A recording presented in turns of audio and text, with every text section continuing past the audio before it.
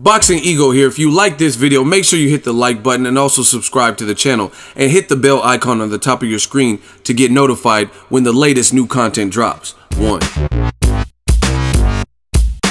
Deontay Wilder co-manager Shelly Finkel goes in on the fallout between Joshua and Wilder and Eddie Hearn. Stay tuned. What up, Fight World? It's your boy Ego and I'm back with some more boxing. Make sure you smash the like button. Also subscribe to the channel for the latest and greatest in boxing. If you want to become part of the gang, notification gang, please hit the bell icon. Shout out to the super chats, channel donations, the Venmo donations, and the Patreon family. We working. Shout out to Fight Hype, link in the description.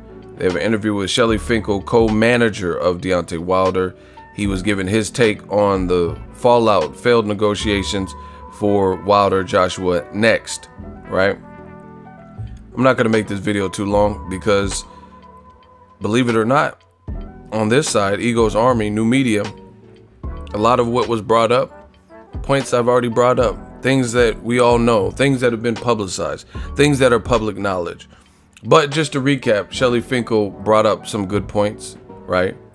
And he says, I have it in writing that Eddie Hearn says you guys will be next. You'll be the next fight. You'll be the next fight, right?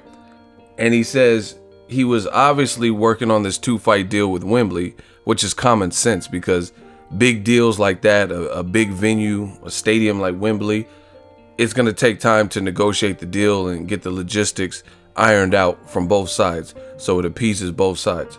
So all the while you're talking to Povetkin's team, you're talking to Wilder, you probably have to check in with the DAZN people. They want to know kind of what your game plan is because you're doing US fights or UK fights.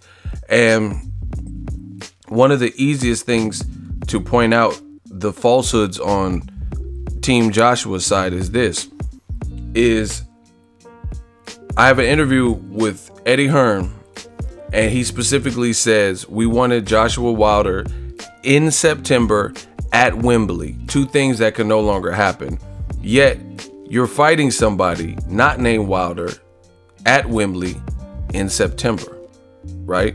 So like Shelly Finkel saying in this interview, it's very apparent and very obvious that he was working on this deal, and that's probably one of the reasons why they didn't come to America and take the 50 million, because Eddie Hearn is worried about his own deals like DAZN and trying to get fights on DAZN, cutting out Showtime, doing the 2-fight deal with Wembley, prolonging the Wilder fight so you can max out and get 90,000 there and then stall people out and let it quote unquote marinate, the Wilder and Joshua, because you think people are gonna just wait and pay, and then now you've basically got the game for 90,000 for the Povetkin fight, which we're waiting for the announcement. And Joshua just said yesterday that they're still waiting for signatures, even though there was a 24-hour alleged deadline from Gilberto Mendoza and the WBA, and the fight's still not announced, right? And then you can hit him over the head in April. I think this is the thing. I think Eddie Hearn realizes the fight has to happen. There's too much pressure for it not to happen. But I don't understand. Well, I do. I just understand pride. Eddie Hearn has an interview. You guys can Google it. Please don't take my word for it. Google it. And he says, can we get away with one more in-between fight before we fight Deontay Wilder? Probably. Who talks like that if that is not their intention? Right? Let's say a guy is married and he's messing around. He's being a cheater, stepping outside of his marriage, infidelity, right? And he decides for whatever reason, you know what, I can't keep doing this. I've had some close scares with the side chick, and my wife, she still hasn't found out. But man, there's this bad bitch at work. I'm gonna try to smash her. I could get away with one more before I clean up my act and be faithful to my wife. I mean, that's the equivalent. If you didn't, who says stuff like that? Like, either you want to be faithful or you don't. Obviously, you don't have your mind fully made up, because you wouldn't say, oh, I'm going to smash this last chick. I think I can get away with one more before I have to focus and fix and rebuild my marriage, or, you know what I mean, or whatever. Stay faithful, right? Eddie Hearn's on tape and on record saying these things. So this, to me, was the plan for all along. Like I said, Shelly Finkel is just bringing up more of what we already knew, more of what I've been bringing up, some of the points other people have probably brought up too. And it's funny. He also brought up another very interesting point, very good point. He says, and see, this is like, it's like amateur hour over there at Team Joshua with the damage control and what's being said. They're saying too many things, and people have been following this too closely because they really wanted the fight, to the point where the inconsistencies are bleeding through, is seeping through the pores, right? Shelly Finkel brought this up in the interview. Eddie Hearn just released a tweet the other day. In that tweet, Eddie Hearn says, Joshua's fought X amount of times in 11 months, 3 times, blah, blah, blah. Anthony Joshua's coming home, Wembley fights. And in this sequence of tweets, he also said that they're going to configure the September fight at Wembley to 90,000. In April, Wembley's going to be configured to over 100,000. I made a video about this. Over 100,000. So the April 13th date. So they're going to do 90,000 with whoever they fight, which is likely Povetkin, right? And then in April, they're going to configure it to 100,000, over 100,000. So Shelly Finkel says Eddie Hearn keeps saying we should sign the contract. We still have the contract. So beyond the point that I've said in the past of who signs a contract 9-10 months in advance, right, without knowing how Joshua looks in his next fight, without knowing the outcome of Joshua's next fight, without knowing who Wilder's fighting next, and without knowing who he fights and what goes on, why would he accept that? Especially when it was a low ball offer to begin with. He was doing it to expedite it, like, whatever, I'll just take it, trying to make the fight this year. But seeing he didn't get his way, then shit changes. But what Shelly Finkel brought up, which is an excellent point, he says, okay, there's going to be over 10,000 more people, because you said the April date is going to be configured for over 100,000. Why should we get the same money? You see how that doesn't make sense? And there's so many points like this. So I don't know, like I said, it's like amateur hour. Team Joshua keeps saying these little things and you can't make it make sense. So for starters, like I just said, you mean to tell me that Wilder signed, let's say hypothetically he did what Eddie Hearn says, and he says, fuck it, I agreed to the deal, hoping that we could fight next in September, October, November of this year. I didn't get my way, but I'm going to sign for April 2019 without knowing how Joshua looks versus Povetkin or the outcome, without knowing who I'm fighting next. Let's say he doesn't.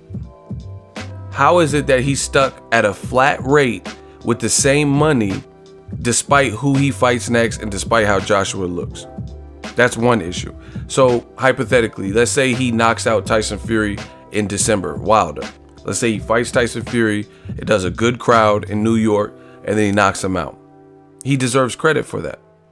So regardless of that outcome and that being added to his resume, he's still stuck at 15 million flat.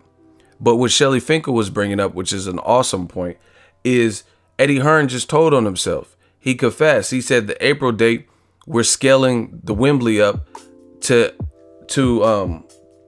accommodate over 10,000 more people, over 100,000 seats for this particular April fight. So you're going to have 10,000 plus people, yet Wilder's again stuck at the flat rate of $15 million. How does that work? So if 10,000 people buy $1 tickets, that's $10,000. And we know their tickets won't cost $1. That's just being uber generous. You know what I mean? So when you slap on a reasonable price tickets or just different price tickets, $50, $75, $100, whatever it is, then it's going to be more than $10,000. So why would Wilder be stuck at the same amount of money with all this additional revenue, all these additional seats sold? Because that's how you're configuring Wembley. I mean, this is honestly like elementary school stuff. Like, you could literally go to explain this to an elementary school, and elementary school kids would be able to decipher who they think is in the right and who's in the wrong. It's really not that hard. And Shelly Finkel, I tend to believe what he's saying. Like I said, Eddie Hearn's playing a dangerous game. He's saying he has the receipts. He says he has your email from you, or has it in writing, where you said Wilder will be the next opponent for Joshua. So again, why is he not the next one? And why are you on tape saying you can't fight at Wembley in September when you're fighting at Wembley in September? And then you have fans who are making up bullshit that is not coming from Eddie Hearn. Eddie Hearn didn't say nothing about Canelo Golovkin being the reason. He keeps saying that Wilder's team stalled, so they're not even playing the game right. They're not playing the game right in the sense of they keep blaming on Wilder because they don't want to swallow pride, and they're trying everything to cast the blame on Wilder, where it doesn't even coincide with what your fans are saying. Fans are saying, oh, it can't be a Canelo Triple G September 15th pay-per-view and then the week after do another pay-per-view. But Eddie Hearn is not even really saying that. He's saying that Wilder's team waited 4 weeks and they took too long, and then the WBA was pressuring him. And in this interview, Shelly Finkel said that he believes the WBA was in cahoots with Eddie Hearn, and Eddie Hearn like reached out to them, and then they sent this 24-hour deadline, which sounds accurate to me, because he said what I've been saying. It's mighty coincidental that it looked like they were getting closer. You had Team Wilder's buy-in. They had already publicly stated they'll come to the UK and accepted the terms. They had 2 small issues that they needed clarification from, and that's been publicized. He says the issues were there were no dates and venues on the contract, so obviously that needs to be addressed. And then the second issue was a one-way rematch clause, it looked like, where if Joshua were to lose to Wilder, he's entitled to exercise a rematch. But if Wilder were to lose to Joshua, then he's not eligible as a champion. You know what I mean? And it's just, it's too many little things like this. If you know you're in a time crunch, why would you send them a contract? Because it got to a point later in the negotiations that we knew for a fact Canelo and Golovkin were happening. I think it was on June 13th was the date Canelo Golovkin was formally announced by Golden Boy, right? So you can't even use that as an excuse. You guys, if you look at the timestamps, you look at the dates, they knew Canelo and Triple G was actually a thing. There were some hiccups with the negotiations, but from that date on, they knew it was a thing. So why would you fill it out with no dates and no venue? Because you were trying to work on your own deal and you had no intentions of fighting him next. You were trying to work on your own secret DAZN 2-fight Wembley deal, and you didn't want that to be the next fight. That's exactly why you didn't want to come to America for $50 million, because you had your own plans.